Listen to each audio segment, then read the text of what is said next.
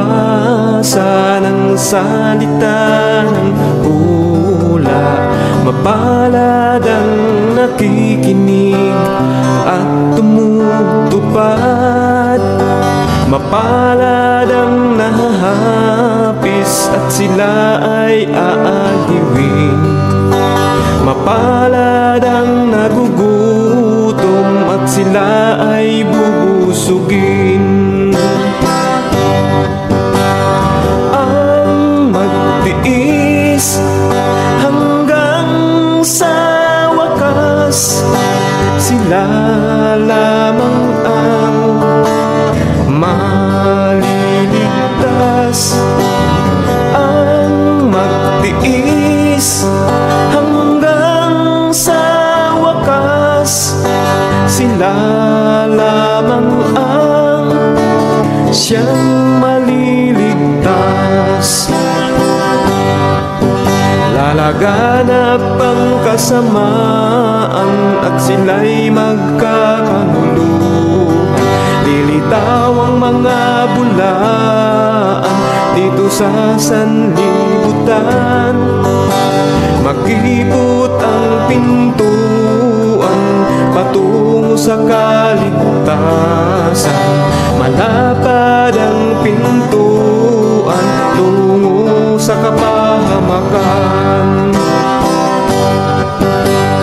Ang magtiis hanggang sa wakas, sila lamang ang maliligtas. Ang magtiis hanggang sa wakas, sila lamang ang siyang maliligtas.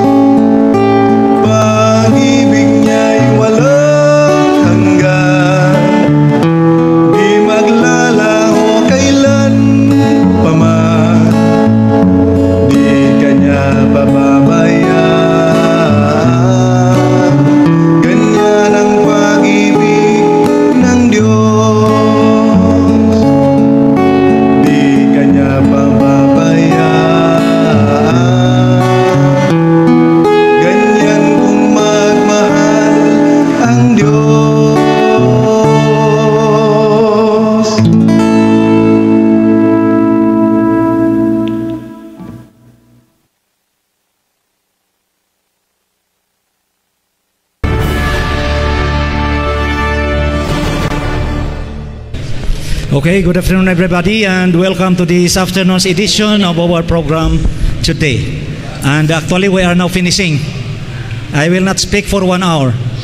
I will just some have comments and presentations.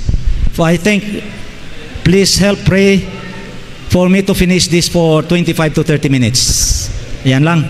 Open forum na naman. Pagkasunod na. Meron lang po akong mga ilang komento dito. Ang Exodus 12:16. Huwag nating sabihin na hindi yan 7th day. Basahin nyo sa libro nyo, sa Bible nyo kung hindi yan 7th day. 7th day yan. Ang sunod, nilista ko po dito sa aking palad. Kung yun ang interpretation na tatlong Diyos yan ang sa 1 John. Ano yan? Pastor, ano yan? 1 John 5? Wala yan sa original na writings na sa Greek writings. Dinagdag lang yan. Believer ako ng Trinity. Believer ako. Pero pagdating na sa bias na paggamit ng Biblia, ayaw ko nang maniwala. Maski pabor pa sa akin. Wala yan sa original. Wala yan sa ano? Wala yan sa interlinear Bible translation. Kaya huwag natin gamitin yan kung pwede lang. Sapagkat ma-technical po tayo, wala yan sa original.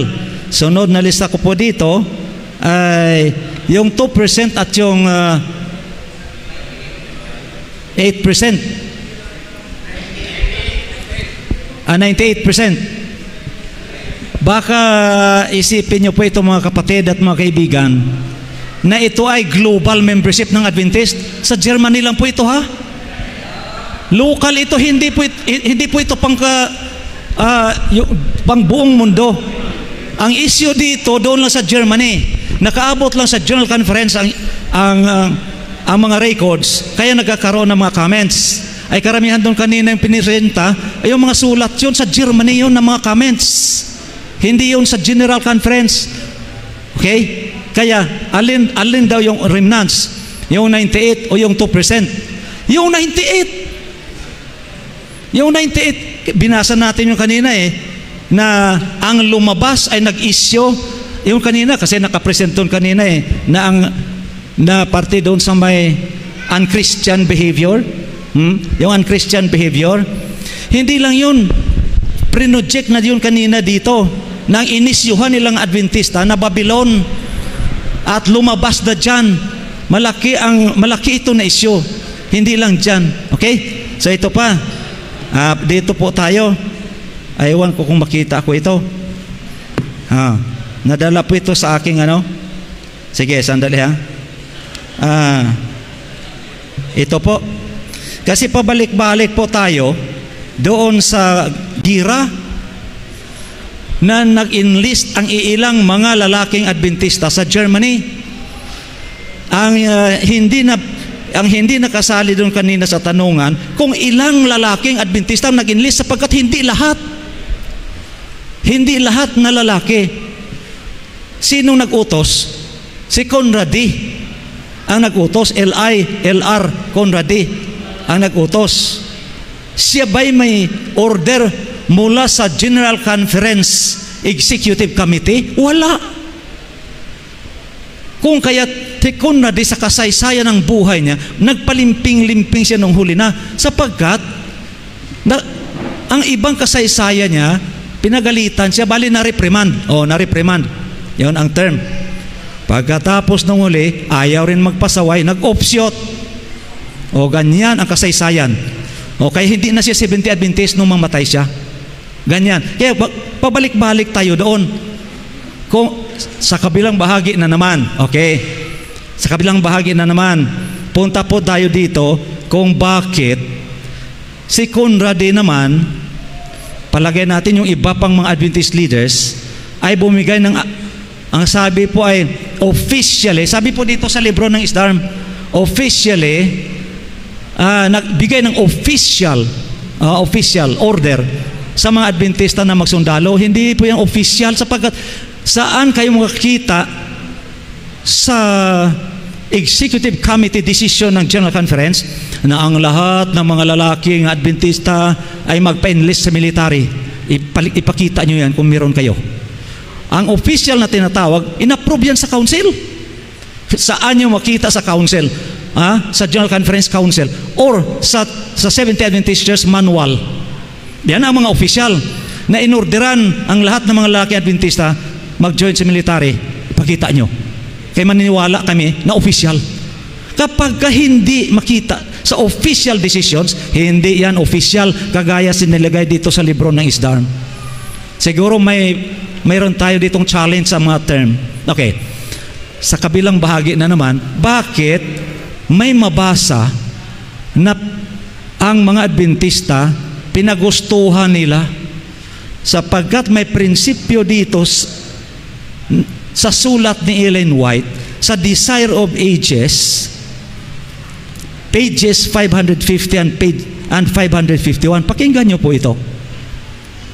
In matters of conscience, the soul must be left untrammeled. No one is to control another's mind, to judge for another, or to prescribe his duty. No one can control that. God gives to every soul. Sinong nagbigay? Ang Diyos. God gives to every soul freedom to think and to follow his own convictions. Every one of us shall give account of himself to God.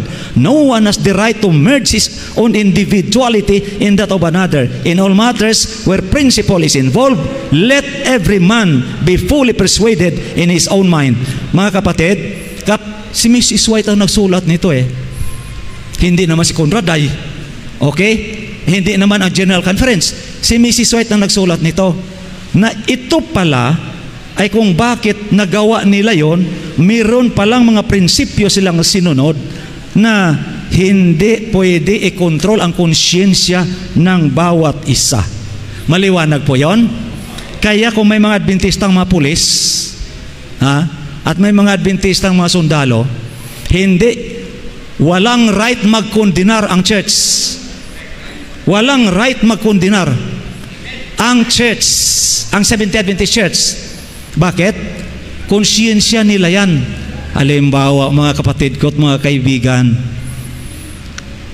nasa amin ang record sa union kung ilan lang ang tithe givers. At dyan mo makita na ang percentage ay hindi siya tugma sa membership na tithe giver dapat. Meron bang kinondinar ang Adventista na isang miyembro na hindi pa nagbigay ng ikapo?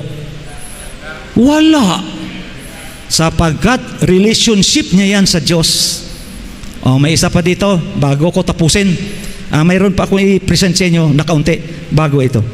Pabalik-balik po tayo sa gira na ang 2% na kaunting karampot na miyembro doon sa Germany ay lumabas, ginawa natin itong global issue.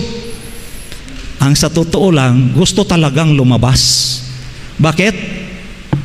Kung may panahon pa tayo magbasa ng mga kasaysayan, mabasa dito mismo sa libro ng ISDARM na hindi lang 2% ang lumabas.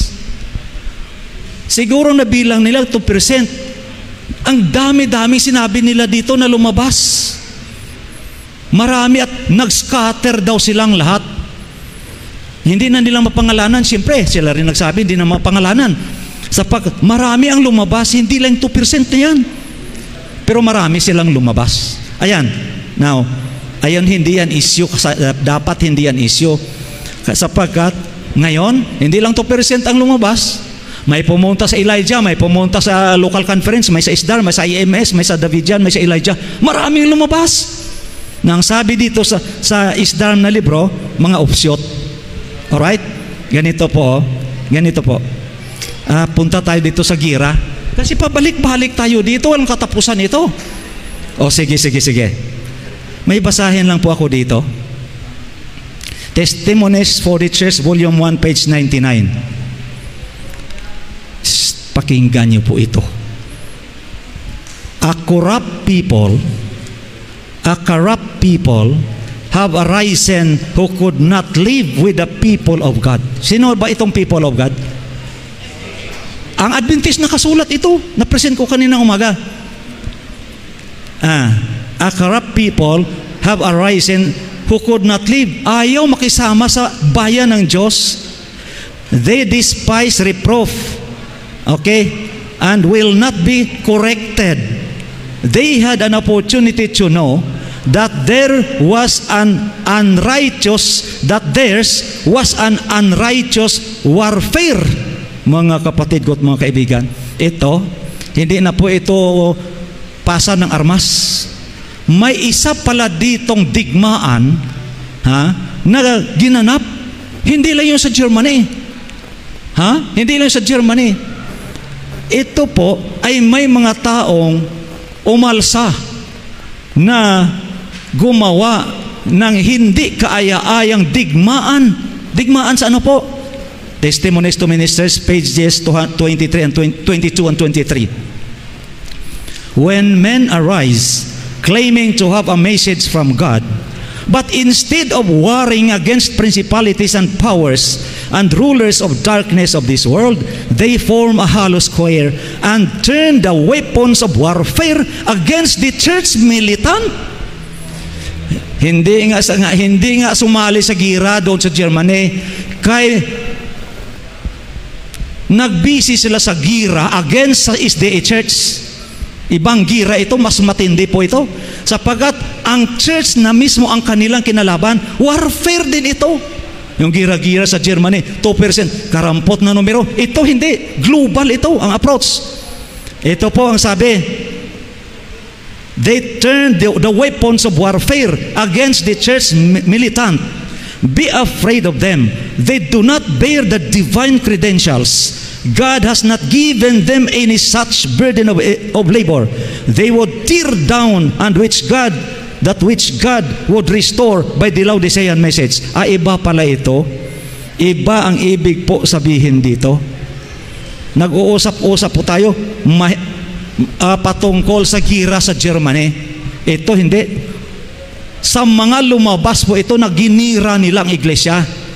Ay kung halimbawa, hindi ka nga sumalsali sa gira dito sa mundo, ay busy ka naman sa pagkikipaggira sa iglesia. Alin dyan ang mabigat na isyo? Ito, dapat pagtuunan din ito ng pansin. Sige po. Okay na? Gira sa Germany at gira against sa iglesia, may gumawa pala nito. Kung kaya't ang layunin ng iba dito, nahiyain ang iglesia, ang Seventh-day Adventist Church. Sige po. Ito po, may kinuha ako po dito. Kasi alam nyo, honest ito siya, no? Ang ating speaker, Pastor Peter. Kasi inamin niya ito marami siyang inaamin. Iyan ang tama. Kanina sabi ni Pastor Peter ay he is not here to condemn. Very good. Saludo po tayo doon. Kaya wala man siya, hindi rin sila, punta tayo sa kanilang sulat. Ito ang opisyal. Ganito po kasi ito.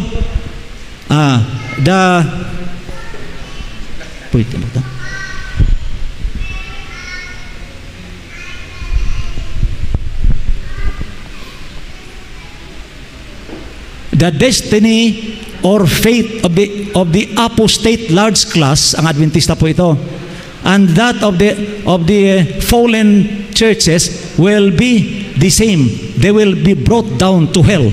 Okay. Hindi nga ito binanggit dito, pero nasa sulat nila at ito ang ginamit nila. Ang libro nila na That Other Angel, dito po sa loob ng libro dito. Okay. Ito po, That Other Angel 38. The fate of the large class and that of the other fallen churches will be the same. Ang fallen churches dito will go to hell. Ginamit po ito ang Review and Herald August 1, 1893. Na ang sabi ni Mrs. White dito, ang sabi niya dito ay, and Capernaum, Seventh-day Adventists who have had great light, which are exalted unto heaven in the point of privilege, shall be brought down to hell. in-apply po ito sa Seventh-day Adventist sapagkat may pangalan dyan, Seventh-day Adventist. So may rason ang ISDARM na i-apply sa Seventh-day Adventist. Ito. Okay. Si Mrs. White ang nagsabi niyan. The same Ellen G. White, ito ay sinulat noong 1893 pa. Selected Messages, Book 1, page 51. Regarding the testimonies, nothing is 57. Yeah, 57. Nothing is ignored, nothing is cast aside, but time and place should be considered. Considering the time when Ellen G. White declared that the Seventh-day Adventist shall go to hell, it was in 1893. Pwede natin basahin dito. Sunod-sunod dyan hanggang sa 1913 bago siya mamatay. May sinulat siya that the General Conference and the whole Seventh-day Adventist Church will go triumphantly to that heavenly home. Okay, sige. Ang ibig po sabihin, ayaw ni Pastor Peter banggitin yan sapagkat hindi niya yan magustuhan na term. Kaya saludo tayo. Saludo. Pero ang kanilang official publication, ayan ang prinsipyo. Sige, balik po tayo dito sapagkat ang remnant naman, binalikan kanina yung remnant eh. Let us all be careful to make an outcry against the only people who are fulfilling the description given of the remnant people who keep the commandments of God and have the faith of Jesus Christ. Now, this is the remnant. God has a distinct people, a church on earth second to none. Itong remnant na ito, sa panahon pa ni Mrs. White, wala nang iba. Wala na. Ito lang. At ang pangalan nito, na ang sabi dito sa ilalim, let us unite with these chosen agents. Dito tayo magpamiyembro. Ay pag lumabas ka dito, wala na. Okay? Ganito po. Kasi lumabas ang marami dito. Lumabas. Nabanggit po ito sa SDA Objections Answered 113. We know that the church could not avoid the rising of apostate movements. Ang SDA Reform Movement ay nabilong ba dito? Siyempre, yes. Apostate movements ito. 1844, the spirit of prophecy says that after 1844, hindi 1914, by 1844, after 1844 occurred division and confusion in the ranks of the Adventists.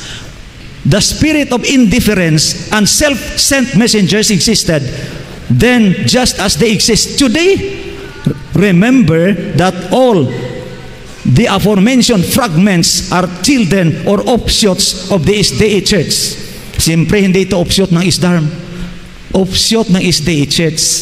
Dala niya dyan lahat na lumabas from 1844. Page 114 of SDA Objections Answered. The leaders of the SDA Church overlook that the branches which originated from the SDA Church, which is also an offshoot, maintain false doctrines, and they came into existence because of wrong interpretation. Ay, hindi ba ang Adventista? Walang writing ang Adventista ng kagaya nito. Napakabigat napakabigat ng wordings. Lahat daw na lumabas sa SDA Church, mga offshoot, sapagkat hindi dahil sa gira, kundi sa maling interpretasyon. Ayan o, sabi ng ISDARM, SDA Objections Answered. Ang sabi po dito sa Testimonies for the Church, Volume 3, page 428, ang lahat ng lumabas na mayroon silang sariling theory at bawat isa sa kanila is a separate church. Lahat ito ay mali. All this cannot be right. Yet they all claim to be led of the Lord. Mga kapatid ko at mga kaibigan, lahat na nag-offshoot sa SDA, walang magsabi na mali kami. Lahat claim na remnant, claim na truth church, claim sila ng heaven. Opo, sila lahat claim. Pero anong sabi ni Ellen G. White? Lahat ito na lumabas, na gumawa ng kanilang sariling iglesia, cannot be right. Sige. Ito na. Testimonies, Volume 1, 417. Here is the greatest deception that can affect the human mind. Itong mga lumabas, itong ibig sabihin dito. Here is the greatest deception that can affect the human mind. These persons believe that they are right when they are wrong. Ayan, kaya walang mag-amin ng mali. Lahat yan tama. Lahat tama. Sige, dito pa, nabasa na po ito kanina, na yung mga lumabas sa pananampalataya, nag-akusar sa Iglesia Adventista na Babylonia at come out of her. Sila pala ito. Sige, ito kanina nabasa na rin natin ang issue sa separation and unity. Nabasa po dito na ang unity, ang remnant, ang nag-separate ay yung mga gumamit ng weapons of warfare against the SDA Church. Pagkatapos, sila nga ang description dito that who give heed to seducing spirits and doctrines of devils, ng akusasyon, Babylon ng SDA at come out of her, my people. Ayan pala ang nag-separate. Alright? Sige. Basahin po natin ulit ito. This is actually took place in 1914 to 1918. The angel of Revelation 18 had to do its work in separate group that other angel. Inamin po ito ng Isdarm na sila ay nag-separate. Ito pa, other angel 28. Sige. Na sila ay nag-separate. Ito. Hanggang kailan itong pagtalikod sa pananampalataya?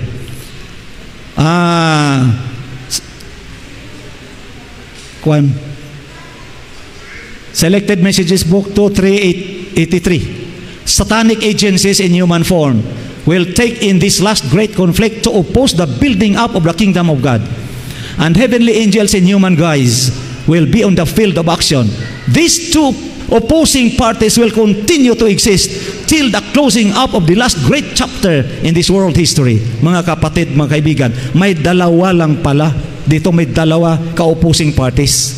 Ang isa, satanic agencies in human form. Ang isa, heavenly angels in human guise. Saan ka pa dito? Sa satanic angels in human form or sa heavenly angels in human guise? Mga kapatid, dalawa lang ang nilagay dito sa Selected Messages Book 2. Kung saan ka man dito, sa'yo na. Ikaw nag-aakusar sa SDA Church, sa'yo na yan. Walang nagpipilit. Tama yung kanina huwag pilitin ang tao. Kaya hindi mo mapilit ang tao. Okay? Mga Adventista, maraming pulis, maraming army. Yung iba, yan lang ating pinag-uusapan. Pero yung nangyari doon sa Japan, sino ngayon? Yung sundalong Adventista? Si Desmond Doss, na pinarangalan pa ng United States. Binabanggit ba natin yan?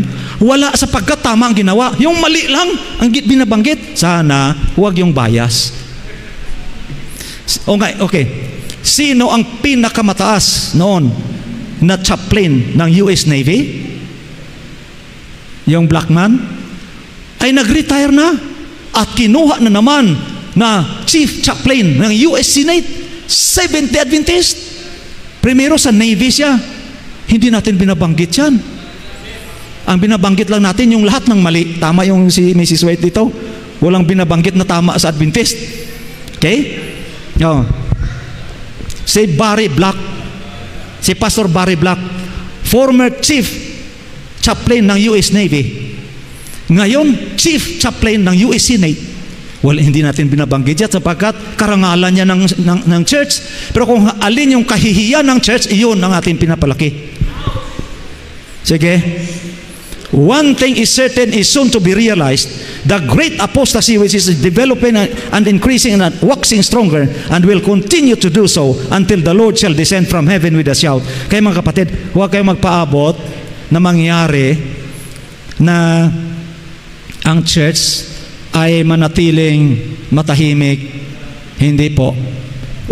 Nakalagay po sa Spirit of Prophecy hanggang sa ikalawang pagparito ni Kristo ang opposing forces.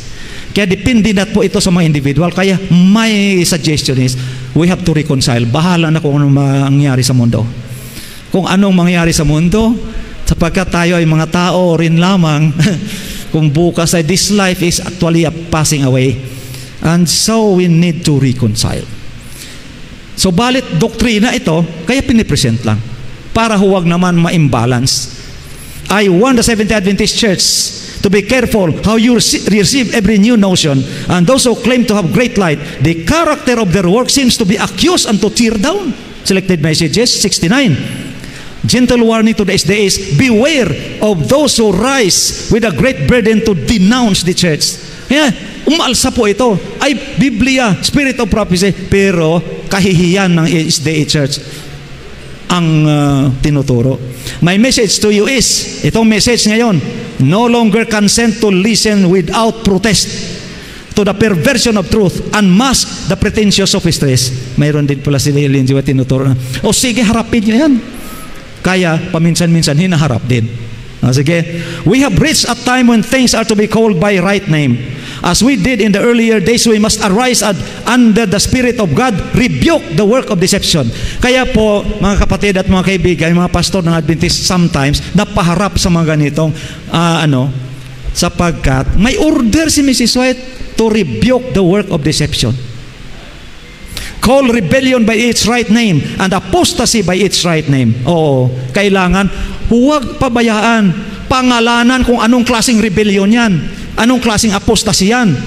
Those who have departed from the faith, reminders naman ito sa SDA people, yung mga lumabas sa pananampalataya ay bumabalik sa ating kongregasyon to divert our attention from the work that God would have done. 9 Testimonies for the Church, Volume 9, page 148. Sino po ito?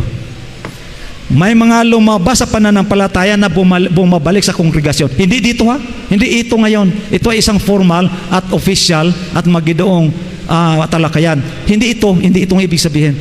Doon sa mga churches, yung mga Elijah, pumapasok kung Sabado. Mamaya-maya, 3 na ang bit-bit nila palabas. Elijah na! Gusto ba yan ng ISDAR na pasukin sila ng Elijah? Of course, hindi. Ganon din ang SDA. Hindi gusto ng SDA yan. Okay, sige. Ito pa. Mayroong pumapasok sa atin iglesia. Kaya dapat mawarningan Adventista. Ito pa. Tingnan nyo po ito, basahin nyo po ito ng maigi. Ha? Selected Messages, Book 2, page 162. May payo po dito si Mrs. White sa mga sumiparar sa Adventist, sa mga nag-separate. But if you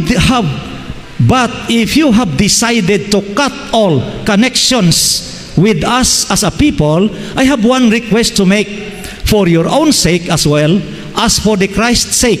Keep away from our people. Do not visit them. Mga kapatid, hindi namin ito sinisermon sa simbahan. O yung mga ganyan, wala yan place sa aming mga sermon sa simbahan. Inspirational ang mga sermon sa simbahan. Yung mga ganito, tunay na tunay pala, may warning si Mrs. White. Yung iba, bumabalik. Yung lumabas, bumabalik at dinideceive ang miyembro. Yung iba, winarningan ni Mrs. White. Di ba lumayas na kayo? Sabi niya, okay, lumayo kayo sa aking bayan. Huwag niyo silang bisitahan. Sino gumagawa nito?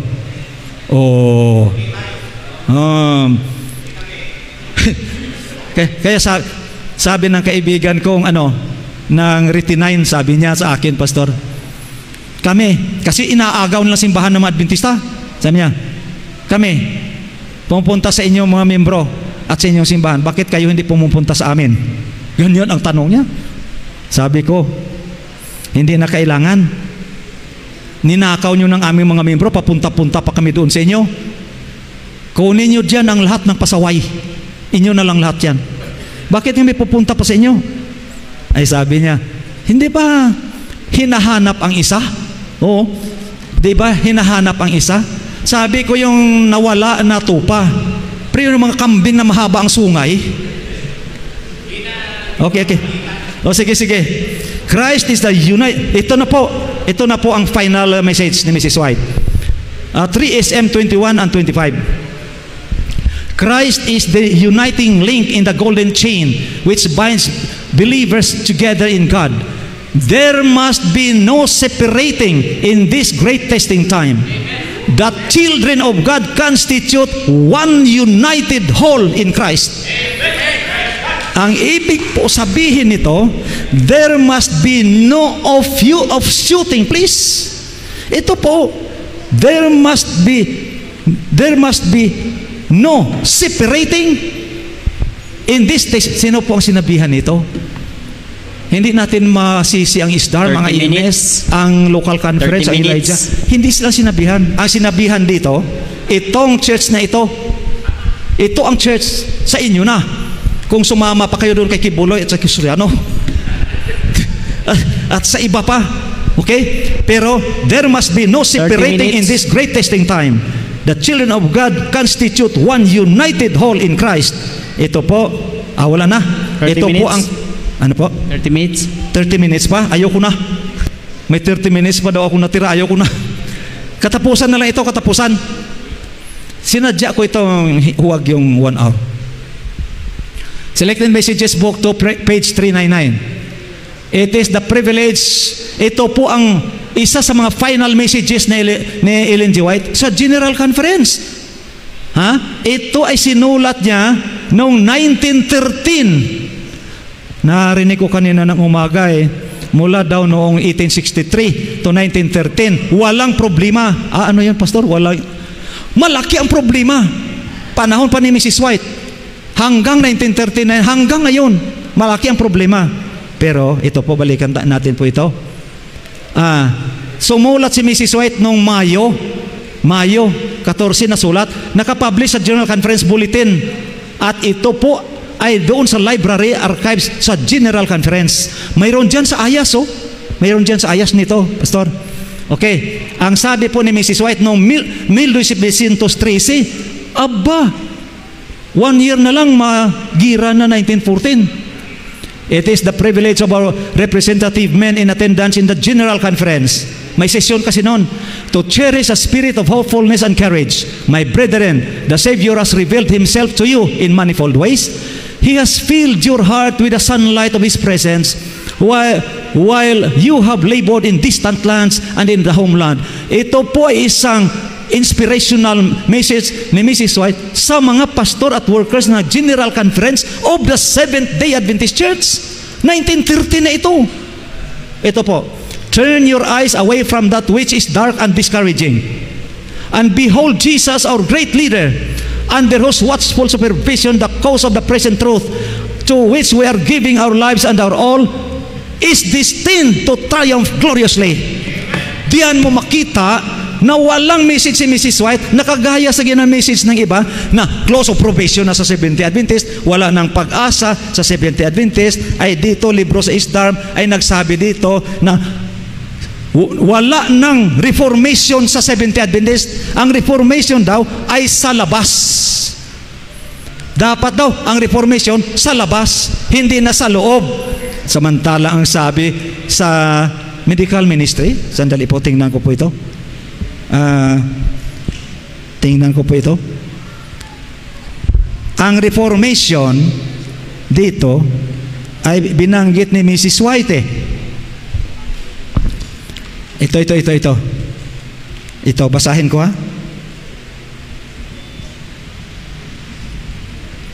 Medical Ministry nga, page 16. Medical Ministry, page 16. Saan dapat ang Reformation movement gagawin? Basa. Ito po, Medical Ministry, page 16. There must be reformation, there must be a reformation throughout our ranks. Hindi outside our ranks. Ay kung mag-reform ka lang naman, ba't marami ka pang arte kung saan ka pumunta? Ang sabi po ay, sapagkat may pagliliglig dito sa loob. Wala bang pagliliglig sa ISDARM? Basahin natin. Na marami ang na-dispilo sa ISDARM. Dahil may pagliliglig din sa kanila. Ay mapaliglig ka lang naman pala, ba't mag-transfer ka pa doon? Dito ka magpaliglig sa loob. Kasi dito, there must be a reformation throughout our ranks. Maranatha, page 50. We need a thorough reformation in all our ranks. Okay. So, ito po. Siguro basahin po natin ito dito sa libro ng ISDARM. Sige. Objection answered, page 66 siguro ito O sige, basahin po natin ha. Katapusan na lang ito. Dito may nasulat sila, page 66, sa libro nila na Is They Objections Answered. Ito po ang sabi dito.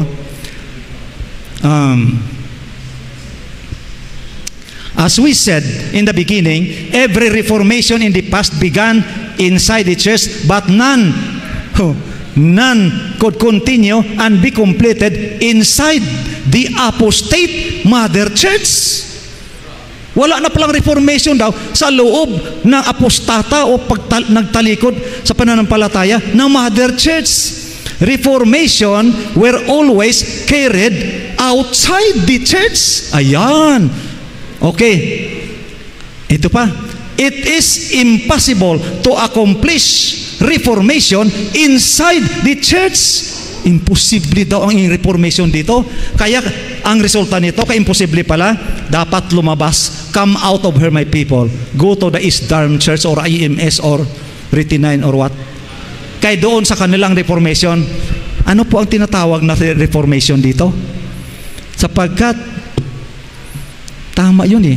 Dapat maganda ang pag-uugali. Kaya kung hindi, deformation of character, sabi ni Mrs. White. Deformation of character. Kaya ang reformation dito ay tinataguyod sa loob. Mabasa po, Medical Ministry 16 at sa Maranatha. Sa loob, hindi sa labas. Ma-reform ka lang naman pala, lalabas ka pa. Bakit? Bakit gusto nila mga Adventista na hikayatin? Sapagkat ang mga Adventista naniniwala na kaagad kay Ellen G. White. Number 1. Number 2, ang Isaiah chapter 58 verse 1, kanila ginagamit na isang panghampas sa mga Adventista. Isigaw mo daw ng malakas ang kasalanan ng aking bayan. Sabi dyan, sino ang dapat magsigaw? Ha? Sino ang inutosan na isigaw? Si Isaias. Ang kasalanan ng ano po? Bayan ng Diyos na Israel. Tapos, pinick up mo. Pag pick up mo, i-apply mo sa Adventista. O sige, i-analyze po natin. Granting, but without conceding. Sa Adventista po ito apply. Sino dapat magsigaw? Hindi lang ang Isdharm ba? Mas grabe sumigaw yung mga Retinine at mga ano. Pero, ay kaibigan natin mga Isdharm dito ngayon, sige, payagan natin na ganito nga. Okay ha?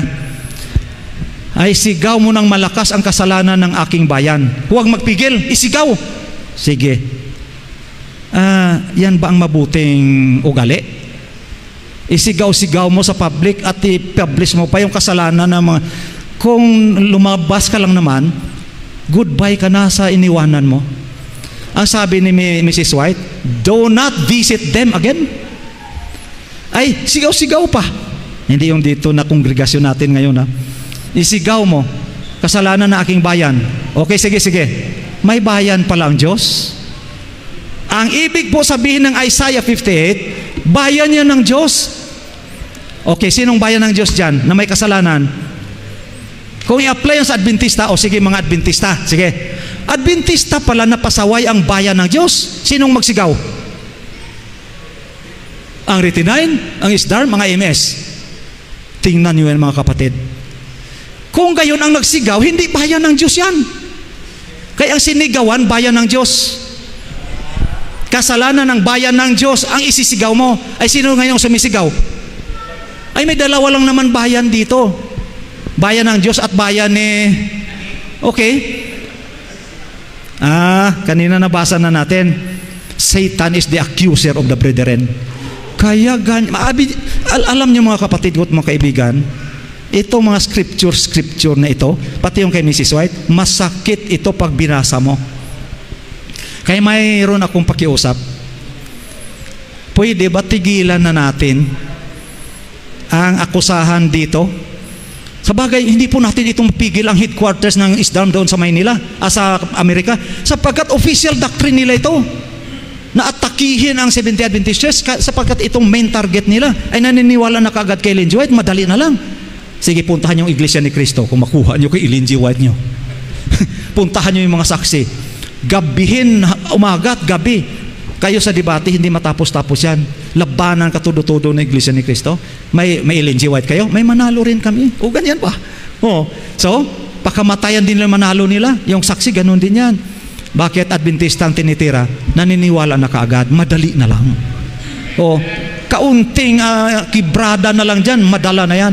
Kaya mga kapatid na mga Adventista, sabi ni Mrs. White, believe it not, believe not. Okay? Have no fellowship with their message. Ganyan sabi ni Mrs. White. Hindi ko tinuturuan na mag-prejudice sa mga Adventista. Kaibiganin nyo ito mga ISDARM, IMS, at yung ibang mga offshoot ng SDA. Pero, huwag nyo entertain ang mga doktrina na mali. Bakit sabihin nyo, ikaw, bakit mayroon kang mga libro nila? Huwag kayong gumaya sa akin.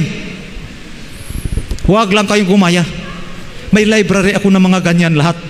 Pati sa iba pang mga relihiyon, marami. Okay?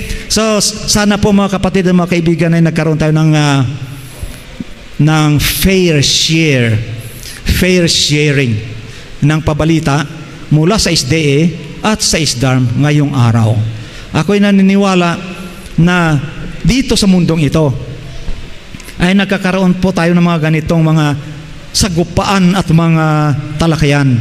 But at the end of the day, at the end of the rainbow, you and I will celebrate the victory of Jesus Christ during the second coming when we have our rendezvous with our Lord Jesus Christ in that heavenly home.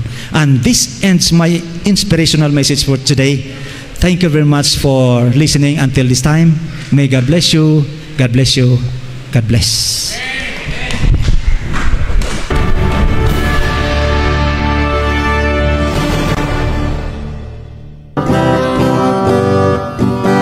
Mapalad ang bumabasa ng salita ng hula. Mapalad ang nakikinig at tumutupad. Mapalad ang nahahapis at sila ay aaliwin. Mapalad ang nagugutom at sila ay bubusugin. Ang magtiis hanggang sa wakas, sila lamang ang maliligtas. Ang magtiis hanggang sa wakas, sila lamang ang siyang maliligtas. Lalaganap ang kasamaan at sila'y magkakanuluhan. Lilitaw ang mga bulaan dito sa sanlibutan. Makipot ang pintuan patungo sa